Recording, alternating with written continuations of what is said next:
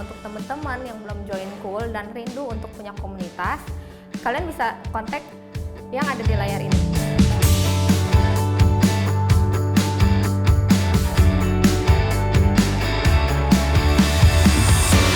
Kedua, untuk teman-teman yang rindu untuk memberikan persembahan diakonia dan perpuluhan, kalian bisa transfer ke rekening yang ada di sini.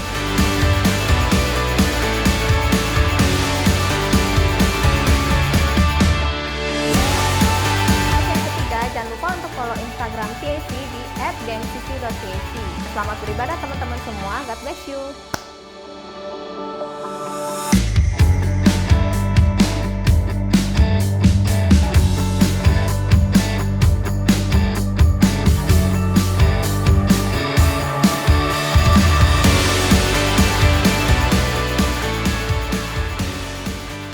Halo, shalom semuanya. Di dalam Voice of Pentecost hari ini, kita akan membahas tujuan Allah memberi berkat. Kebanyakan orang Kristen kalau mendapat berkat akan mengucapkan haleluya. Tetapi ketika mendapatkan yang tidak enak, bisa mengucapkan, "Aduh, mengapa begini Tuhan?" Pertama-tama kita harus mengerti terlebih dahulu arti dari berkat. Menurut Kamus Besar Bahasa Indonesia, berkat adalah karunia Tuhan yang membawa kebaikan dalam hidup manusia. Definisi ini menjelaskan bahwa berkat datang dari Tuhan untuk manusia. Di dalam Perjanjian Lama, berkat Tuhan digambarkan secara umum sebagai pemenuhan kebutuhan jasmani, seperti buah kandungan yang subur, hasil bumi dan hasil ternak yang berlimpah, usaha dan pekerjaan yang lancar, posisi dan tanggung jawab yang meningkat, juga area yang bertambah luas. Kitab Habakuk membuat pengertian yang lebih luas mengenai apa itu berkat. Berkat Tuhan yang ditekankan di dalam kitab Habakuk adalah mengenai keselamatan dan kekuatan yang Tuhan berikan walaupun ada di dalam keadaan yang tidak baik. Karena di tengah-tengah keadaan yang tidak sesuai dengan harapan manusia, Tuhan tetap menyelamatkan dan memberi kekuatan. Setelah mengetahui definisi berkat, kita akan mengerti tujuan dari suatu berkat. Yang pertama, berkat menyadarkan orang akan sang sumber berkat. Kita percaya Tuhan adalah satu-satunya pihak yang dapat membuat dan menciptakan berkat.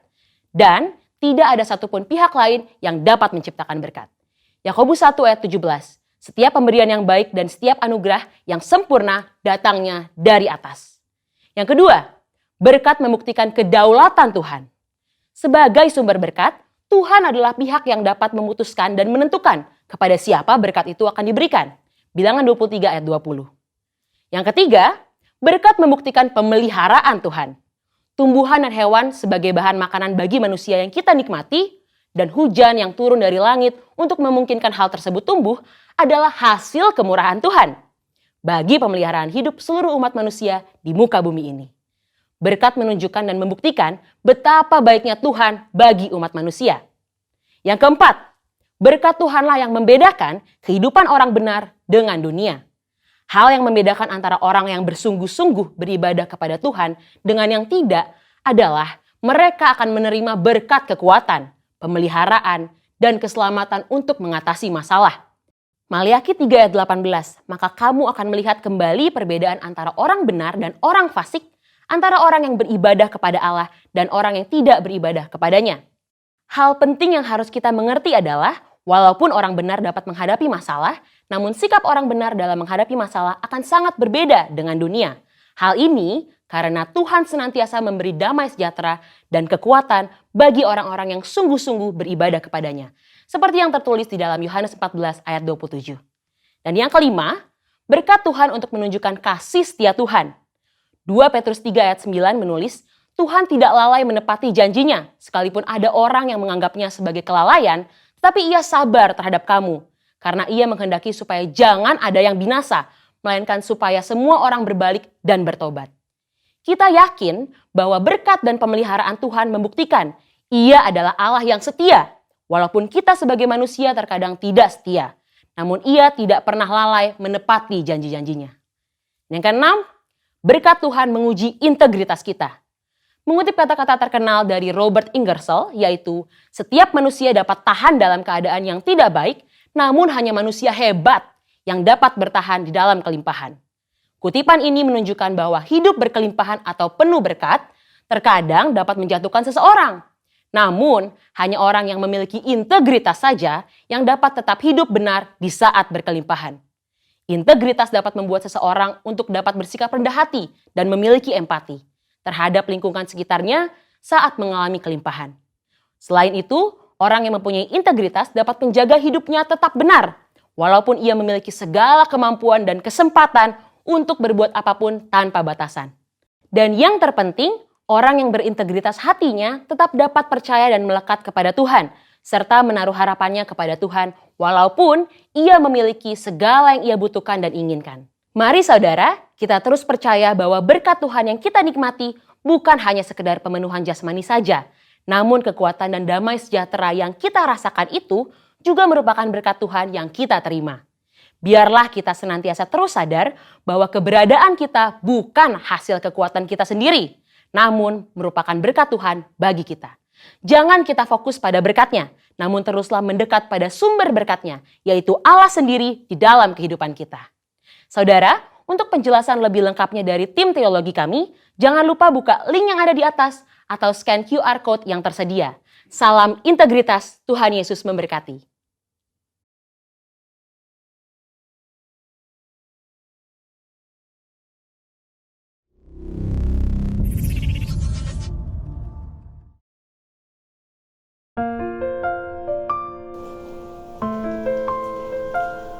Teman-teman, sebentar lagi kita mau memuji Tuhan. Mari kita sama-sama siapkan hati kita.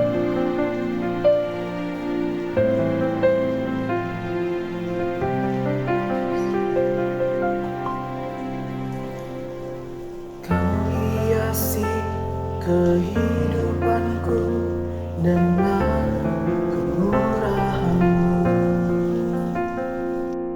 Kau rancangkan masa depanku penuh dengan harapan. Aku ada saat ini, semuanya karena kasih-Mu. Aku hidup hari ini, semua berkat kemurahan-Mu. Terima kasih Yesus, Engkau sangat baik, teramat baik bagiku.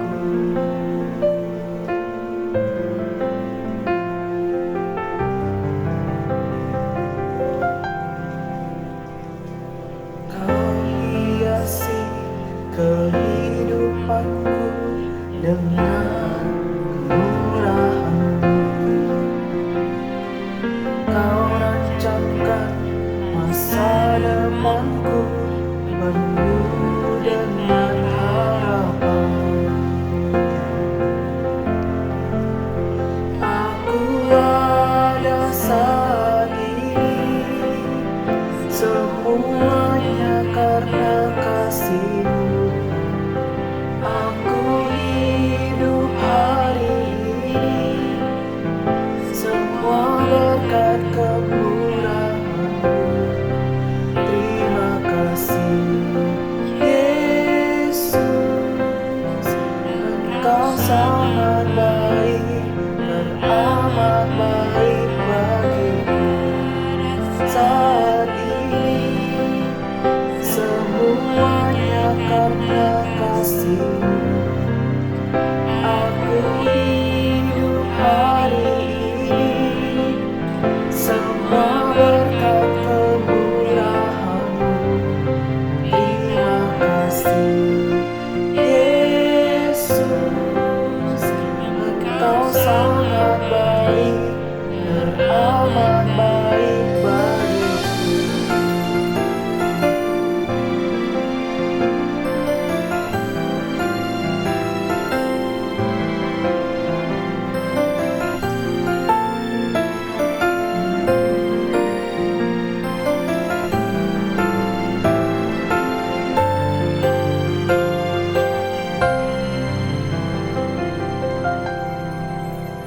Aku ada saat ini, semuanya karena kasih-Mu.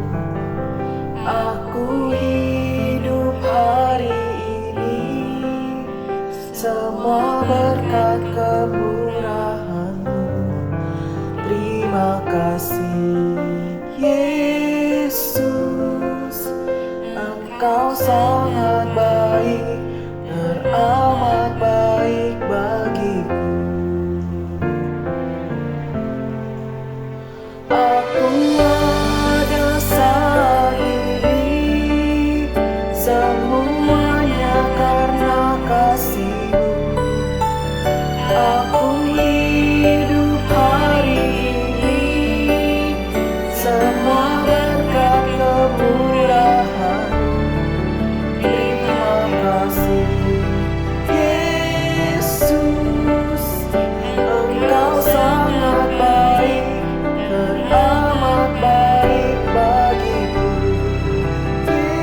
Yesus, Engkau sangat baik, teramat baik bagiku.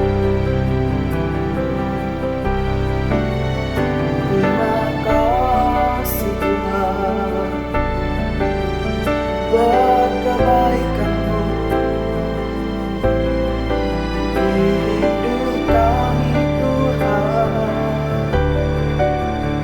buat penyertaan-Mu di dalam hidupku. Haleluya,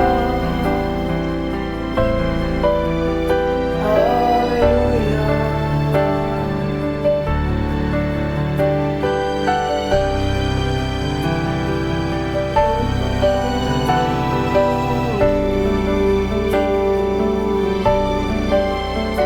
Engkau baik Tuhan,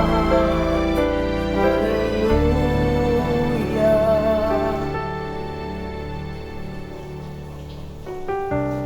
Thank you Tuhan buat segalanya Tuhan Yesus. Thank you buat segalanya.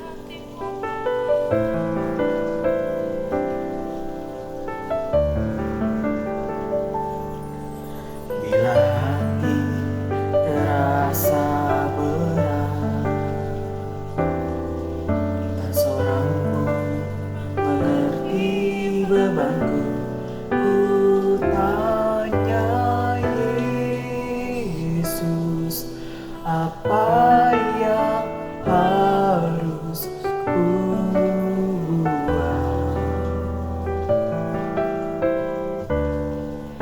Dia berfirman, mari datanglah. Dia selalu pedulikan aku. Ku datang Yesus, Dia pikul segala bebanku. Sujud di altarnya, ku bawa hidupku. Ku terima anugerahnya, Dia ampuniku dan bebaskanku. Dia ubah hidupku, barui hatiku. Sesuatu terjadi saat datang di altarnya. Sujud di altarnya, ku bawa hidupku. Ku terima anugerahnya, Dia ampuniku dan bebaskanku. Dia ubah hidupku, barui hatiku.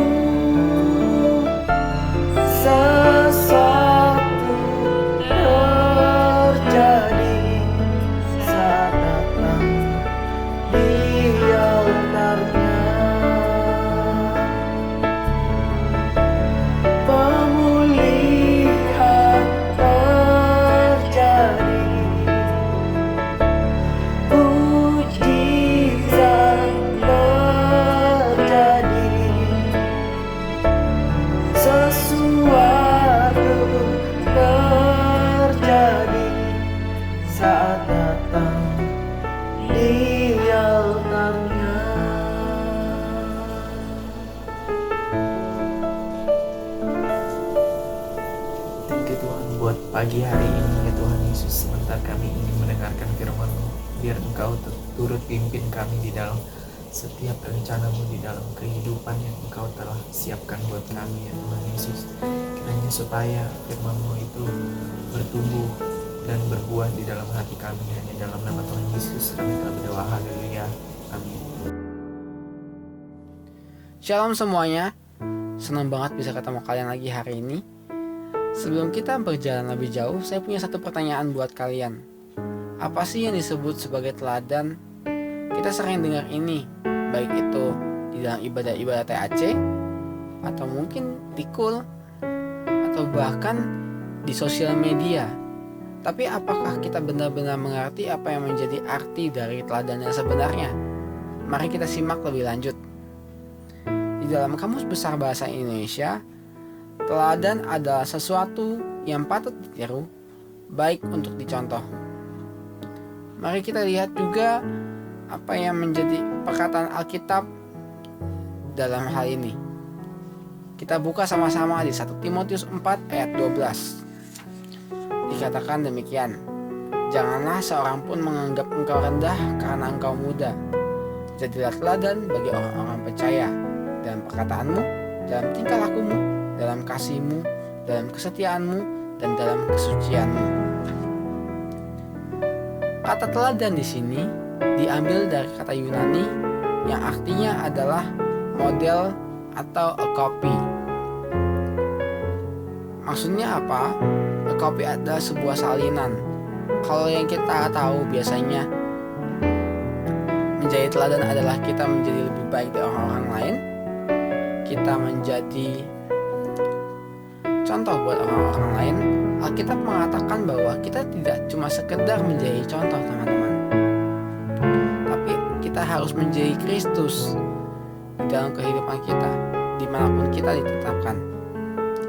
Bukan sekedar, aku gak melakukan hal jahat kok, aku melakukan semuanya dengan baik, aku gak ngerugiin orang lain. Tapi firman Tuhan berkata bahwa kita harus menjadi Kristus, menjadi Kristus di setiap kehidupan kita, baik itu di dalam keluarga, baik itu di dalam sekolah, baik itu di dalam pekerjaan, dimanapun kita berada. Bahkan saat kita sedang ada di dalam mall yang kita nggak kenal siapa orang-orangnya dan mereka nggak tahu kita juga harus menjadi teladan, teman-teman. Lalu pertanyaannya, kenapa sih kita harus menjadi teladan? Mari sama-sama kita buka di Yohanes 13 ayat 14 sampai dengan 15. Jadi, jikalau aku membasuh kakimu, aku yang adalah Tuhan dan gurumu, maka kamu pun wajib saling membasuh kakimu. Sebab aku telah memberikan suatu teladan kepada kamu, supaya kamu juga berbuat sama seperti yang telah kuperbuat kepadamu. Yang pertama adalah kenapa kita harus menjadi teladan? Karena Tuhan Yesus sendiri yang berkata demikian. Tuhan mau dan Tuhan rindu untuk kita menjadi teladan, seperti Tuhan Yesus juga menjadi teladan buat kita saat ini. Tindakan-tindakan Tuhan Yesus sungguh menjadi inspirasi buat kita saat ini. Dan Tuhan mau kita juga melakukan hal yang sama. Dan Tuhan akan memampukan kita untuk melakukan hal yang sama. Kenapa? Bagaimana caranya? Karena Roh Kudus yang daripada Tuhan Yesus sudah diberikan ke masing-masing kita. Maka itu Ia yang akan memampukan kita untuk melakukan seperti yang Tuhan Yesus lakukan. Tuhan Yesus mengatakan bahwa kita akan melakukan hal-hal yang lebih besar daripada Tuhan Yesus waktu Ia di dalam dunia. Karena ada Roh Kudus yang diberikan kepada kita, dan kita akan dimampukan untuk menjadi seorang teladan. Dan yang kedua adalah jika kita hidup sebagai teladan, artinya kita sedang membangun sebuah tembok dengan dosa. Mari sama-sama kita buka di Filipi 3 ayat 18. Karena seperti yang telah kerap kali kukatakan kepadamu, yang kunyatakan pula sekarang sambil menangis. Banyak orang yang hidup sebagai seteru Kristus. Hidup di dalam dosa artinya adalah kita hidup sebagai seterunya Kristus. Dan jika kita hidup menjadi teladan, artinya kita sedang membangun sebuah jembatan, kita sedang membangun sebuah tembok antara hidup kita yang hidup di dalam kasih karunia Kristus dengan kita hidup di dalam dosa. Jika kita membuat hidup kita menjadi teladan buat orang-orang di sekitar kita, artinya kita membatasi hidup kita untuk kita hidup di dalam dosa, teman-teman. Sehingga kita nggak bisa dengan mudah untuk menyentuh dosa. Dan itulah kenapa kita harus menjadi seorang teladan. Yang pertama karena Tuhan Yesus yang memerintahkannya, dan yang kedua adalah supaya kita nggak hidup di dalam dosa. Setelah kita mengetahui arti daripada teladan dan kenapa kita harus menjadi teladan, pertanyaan berikutnya adalah dalam hal apa aja sih kita harus menjadi teladan? Mari sama-sama kita buka di 1 Timotius 4 ayat 12. Jangan seorang pun menganggap engkau rendah karena engkau muda. Di dalam kalimat ini nggak ada kategori khusus atau persyaratan khusus untuk seseorang bisa menjadi teladan. Artinya apa? Siapapun kita, tua atau muda, kita harus menjadi teladan. Tuhan Yesus rindu untuk kita menjadi teladan buat orang-orang yang di bawah kita maupun orang-orang yang di atas kita. Orang-orang yang lebih tua daripada kita ataupun yang lebih muda daripada kita. Tuhan rindu untuk setiap kita menjadi Kristus dimanapun kita berada dan kepada siapapun kita ada. Lalu dalam hal apa sih kita harus menjadi teladan? Yang pertama adalah melalui perkataan kita. Di zaman sosial media, orang dengan mudahnya untuk mengatakan sesuatu ataupun bersuara. Tetapi banyak dari mereka juga yang menggunakan itu sebagai untuk menyebarkan hal-hal yang negatif. Contoh apa? Seperti cyberbullying, ataupun mereka menjatuhkan seseorang ataupun suatu kelompok dengan mencaci maki mereka, mengatakan hal-hal yang tidak pantas. Dan Tuhan rindu saat ini untuk setiap kita menggunakan perkataan kita untuk membangun orang-orang lain, baik itu secara verbal dan langsung seperti ini, kita berhadapan dengan satu sama lain, ataupun kita sedang menggunakan sosial media kita. Tuhan rindu untuk kita memakai perkataan kita dimanapun untuk jadi berkat, untuk mencerminkan Kristus di dalam kehidupan kita. Dan yang kedua adalah melalui tingkah laku kita, baik itu tingkah laku kita terhadap orang yang lebih tua daripada kita ataupun yang lebih kecil daripada kita, orang yang jabatannya lebih tinggi daripada kita, sama atau bahkan lebih rendah daripada kita. Tuhan rindu melalui tingkah laku kita menjadi berkat buat orang-orang sekitar kita. Kita ramah satu sama lain, kita memiliki hati yang untuk menolong orang lain, mencerminkan kasih-kasih Kristus di dalam kehidupan kita. Dan yang ketiga adalah melalui kasih kita. Beberapa dari kita seringkali merasa, oh saya sudah pelayanan, saya udah melakukan banyak hal, udah berpuasa. Tapi seringkali kita ini melupakan bahwa kita ini memerlukan kasih. Kadang ada orang yang datang kepada kita untuk menceritakan sesuatu, tapi nggak semua dari mereka itu membutuhkan solusi sebenarnya. Tapi beberapa kita dengan mudahnya untuk menjudge mereka, oh harusnya kamu nggak boleh gitu, kamu jahat sih, kamu gini. Yang Tuhan mau ajarkan adalah melalui kasih kita dapat menerima mereka dengan baik. Kita menerima mereka tanpa ada embel-embel. Kita membuka hati mereka untuk mendengarkan setiap curahan hati mereka, dan dari situ kita bisa memberikan firman Tuhan tanpa memberikan pemaksaan atau penekanan kepada mereka. Karena setiap pertobatan itu kita nggak akan bisa paksa secara langsung. Kita juga nggak akan bisa maksa untuk seseorang bisa dapat berubah. Pertobatan itu berasal daripada Tuhan. Jadi Tuhan sendiri akan menjamah setiap orang yang ada di sekitar kita. Bukan tugas kita untuk membuat mereka bertobat, tetapi tugas kita adalah memancarkan kasih-Nya Tuhan. Salah satunya melalui kasih kita, melalui perkataan kita, melalui tindakan kita. Dan yang keempat adalah mengenai kesetiaan kita. Bagaimana kita setia terhadap perkara-perkara kecil yang Tuhan berikan. Kalau saat ini Tuhan sudah sediakan setiap fasilitas yang Tuhan yang sudah ada, mari kita pergunakan itu dengan baik. Jika Tuhan mempercayakan kita untuk memimpin beberapa orang, memimpin dengan baik, kita setia membina mereka, ketika kita setia untuk melakukan perkara yang kecil, maka itu Tuhan akan memberikan perkara yang besar. Kita juga jadi orang yang tidak memprioritaskan keuntungan. Jika ada yang menguntungkan, baru kita berjalan. Baru jika ada yang menguntungkan, baru kita mau dekat-dekat. Tapi Tuhan ajarkan kita untuk menjadi orang yang setia. Meskipun keadaannya tidak baik, Tuhan ajarkan kita untuk tetap setia terhadap apa yang Tuhan telah berikan. Setia kepada orang-orang yang Tuhan percayakan untuk memimpin kita. Dan yang terakhir adalah melalui kesucian kita. Kesucian kita artinya bukan berarti dari tindakan kita, tapi kesucian ini adalah suatu posisi yang tadinya gelap menjadi terang. Di situ ada sebuah perubahan posisi, dan Tuhan mau mengingatkan kita bahwa posisi kita ini di terang loh. Kita ini anak-anak Tuhan loh. Makanya itu berlakulah seperti anak-anak Tuhan. Contoh seperti anak raja, seorang pangeran. Seorang anak raja akan melakukan apa yang seperti yang raja lakukan. Bagaimana cara dia berbicara, cara dia menyampaikan sesuatu, cara dia bersikap. Begitu juga dengan kita yang anak-anak Tuhan.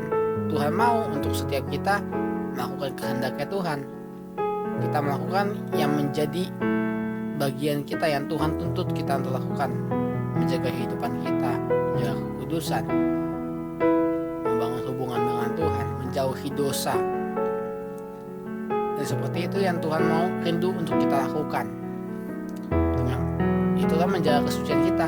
Ketika kita sadar siapa sih diri kita, dan sadar bahwa kita anak Tuhan, maka itu kita akan melakukan apa yang Tuhan suruh buat kita, apa yang Tuhan mau buat kita, karena apa yang Tuhan mau adalah yang terbaik buat kita. Setelah itu bagaimana sih caranya kita untuk bisa menjadi teladan? Yang pertama adalah lewat hubungan dengan Tuhan. Kita mesti bangun hubungan dengan Tuhan. Dengan apa? Baca firman Tuhan, dengan kita melakukan pujian dan penyembahan, dengan doa. Dan kita melakukan itu setiap hari. Karena Tuhan bilang hikmat datang dari pendengaran akan firman Tuhan. Dari firman Tuhan yang kita dengar, dari lagu-lagu penyembahan yang kita dengar, itu akan semakin mempengaruhi pikiran kita dan akan mengubahkan pola pikir kita, teman-teman. Akan semakin hari akan menanam firman Tuhan yang kita dengar akan tertanam dalam pikiran kita, sehingga kita akan semakin hari semakin berubah serupa dengan Tuhan. Yang kedua adalah kita harus bertobat setiap hari. Bertobat bukan cuma sekali-sekali aja, bukan hanya saat event besar seperti HMC, RTS, ataupun saat sepertinya kita melakukan kesalahan yang besar. Tapi bertobat adalah sehari-hari. Dalam bahasa aslinya, bertobat sendiri artinya adalah sebuah perubahan pola pikir. Saat kita sadar dengan apa yang kita lakukan, bahwa kita ini tidak harusnya melakukan itu, dan kita bertobat, teman-teman. Saat kita sadar, kita berdosa, di situ kita sudah mulai bertobat, teman-teman. Dan selanjutnya itu harus dikerjakan. Maka itu pertobatan ada pekerjaan sehari-hari. Bagaimana kita memaintain hidup kita. Kalau tubuh jasmani kita aja perlu mandi, perlu dibersihkan setiap hari, demikian juga tubuh rohani kita. Kita harus bersihkan tubuh rohani setiap hari. Sehingga apa? Dengan kita membersihkan tubuh rohani kita setiap hari, kita akan lebih peka dengan suara Tuhan. Kita akan lebih peka dengan apa yang menjadi kehendak Tuhan. Kita jadi lebih menjauhi dosa, teman-teman, dengan kita rutin untuk setiap hari bertobat. Karena gelap tidak bisa bersatu dengan terang. Saat terang, kita akan tahu, ini gelap, ini gak boleh. Dan Tuhan ajarkan kita untuk setiap hari bertobat. Dengan kita bertobat, kita pun sudah menjadi teladan buat orang-orang di sekitar kita dalam tahap awalnya. Lalu yang ketiga adalah bagaimana kita hidup di dalam komunitas orang-orang yang juga bertobat. Kita hidup dalam orang-orang yang juga yang menjadi teladan. Saat kita dikelilingi dengan orang-orang yang suka merokok, yang suka melakukan dosa, sekuat apapun iman kita untuk tidak melakukan dosa, pasti pada akhirnya kita akan melakukan dosa juga. Suatu istilah yang paling sering kita dengar kalau kita berkumpul berkumpul dengan nelayan, dengan orang-orang pasar, bau badan kita aja pasti berubah jadi bau amis. Meskipun kita udah mandi pagi-pagi pakai parfum yang banyak, pulang dari pasar pasti bau amis.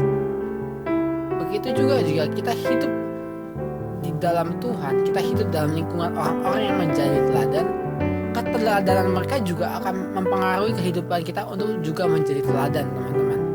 Apa yang baik akan mempengaruhi yang baik, apa yang buruk akan menghancurkan yang baik dan menjadi buruk. Dan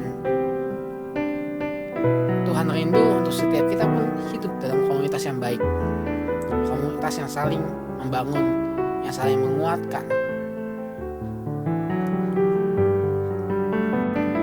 Dengan 3 cara ini, yang pertama adalah kita membangun hubungan, yang kedua adalah bertobat setiap hari, dan yang ketiga adalah hidup di dalam komunitas yang takut akan Tuhan. Itu akan mempengaruhi kita hari demi hari untuk semakin serupa dengan Kristus, menjadi Kristus di bumi ini, menjadi Kristus dimanapun kita ditempatkan. Karena setiap pengaruh yang baik akan mendatangkan hal yang baik juga dalam kehidupan kita, dan akan semakin mengubahkan pola pikir kita, cara kita bertindak, cara kita berkata-kata. Dengan demikian kita bisa menjadi teladan. Setelah kita mendengar firman tadi, kesimpulannya adalah teladan adalah suatu keharusan buat kita. Bukan sekedar menjadi contoh buat orang lain, bukan sekedar menjadi berkat buat orang lain, tetapi menjadi Kristus di dalam kehidupan kita, menjadi Kristus di bumi ini. Lewat apa? Lewat perkataan kita, lewat tingkah laku kita, lewat kasihnya kita, lewat kesetiaan kita, lewat kesucian kita. Kita sadar bahwa kita ini anak-anak Tuhan, maka itu kita akan melakukan setiap perintah Tuhan dengan baik.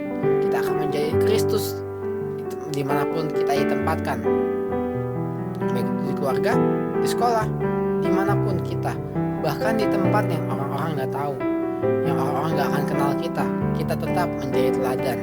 Kita menjadi Kristus, kita memancarkan kasihnya daripada Tuhan.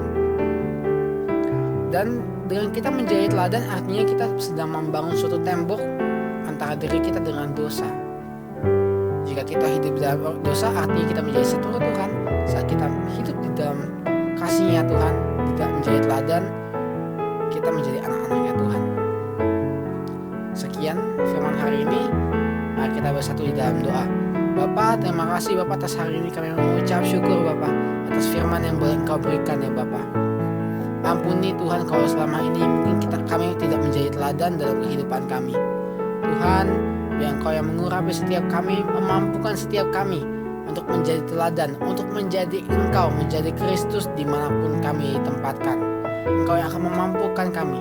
Jika perbuatan kami masih ada yang menyakiti hati-Mu Tuhan, Engkau yang ampuni Bapa, Engkau yang menguduskan kami. Engkau juga berkati setiap apapun yang kami lakukan, keluarga kami semuanya, kami serahkan ke dalam tangan kasih setia-Mu.